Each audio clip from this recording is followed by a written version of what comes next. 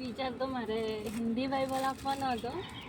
આપણે આ વાત થતી હતી ખબર, હું આઈડિયા લેતી હતી તમને હું જોઈતી છે, પણ આપણે ક્યાં ગયેલા આપણે સ્વાતિબેનને ત્યાં, ત્યારે બાઇબલ ખોલતા એમણે મેં એક વસ્તુ જોઈ એમ કે આમ બાઇબલ મને જે વચન કાઢ્યું ને તો પછીના પાના છૂટા હતા.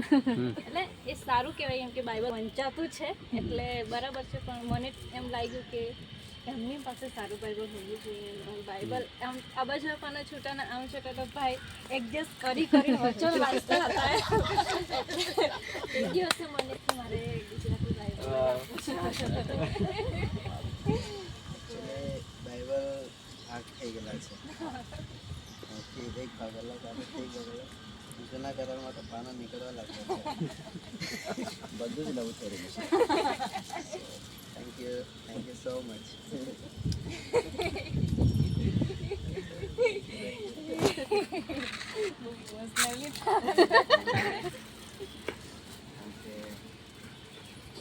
આ લેવા માટે પણ સંઘર્ષ કરતો,